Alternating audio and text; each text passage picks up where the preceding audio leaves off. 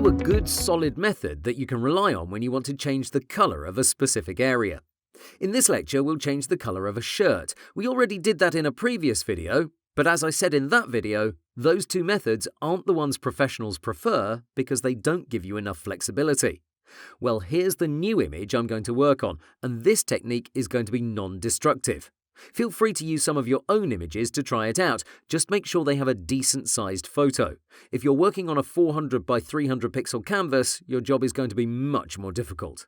The first step is to make a selection, and that's vital because we can see how this shirt is almost matching his jeans. So we can't use any tool that targets a specific colour, in this case blue, and blast away. I only want to target his shirt, so we need to isolate it. Not a problem, I'll grab my quick selection tool and I'll increase my brush size to about 175. I can quickly grab most of it, and when you're zoomed out, everything looks better. As we move closer in, you can see there are some problems with his watch. There are also a few issues with this collar. Lastly, his fingers here prevented my tool from going all the way in. I'll shrink my brush considerably and I'll start adding in these areas. Remember, by default, the quick selection tool adds to the selection without the need for additional keys. The left side is fixed pretty quickly. All you have to do is give Photoshop a bit of time to process the changes. On the right side, we'll have to be extra careful because this area is considerably darker, so Photoshop will be tempted to select the jeans as well. And wouldn't you know it, that's exactly what it did. No worries, hold down Alt and start painting away.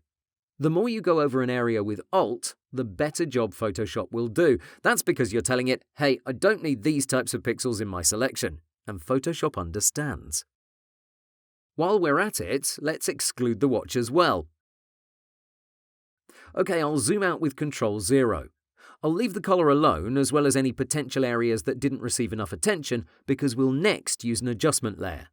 Go and enable Hue and Saturation. Notice the mask. As you can see, because we had an active selection, the layer masks immediately understood I want to work on that area specifically. So it created a mask that contains only this shirt. If we Control-click it, you'll see our selection yet again. Use Control-D because we don't want that. Now for the actual colour change, it's as easy as pie. Enable the Colorize option, and now simply move the hue value just about anywhere. Some colours might look a bit too bright, so my advice is you turn down the saturation for a more realistic look. Either that or the lightness value. Here, I think I'll go with a washed out red colour for my shirt. The hue value is 360, the saturation is 50, and for the lightness, let's use a negative value of about -20. Now you can toggle the before and after and see how the new shirt looks. I'm pretty happy, except his collar isn't perfect. We can still see that former blue. In general, I always recommend you start with a great selection, but in case your skills aren't fantastic, at least you can rely on your brushing. Click on the mask's thumbnail and start painting. Use white in this case. It goes without saying that you should adjust your brush size and hardness. Zoom in close and handle all those problem areas. In essence, it depends on how rigorous you are. For practice purposes, sure, you could potentially leave imperfections here and there, but my advice is spend an extra couple of minutes and do it right. Sometimes I don't feature that in my recording because I want to keep moving forward and teaching you new things, but I highly encourage you to manage your pace and take your time with these tricky areas. Okay, this is my go-to method when I want to replace colours. Create a good selection, then use an adjustment layer.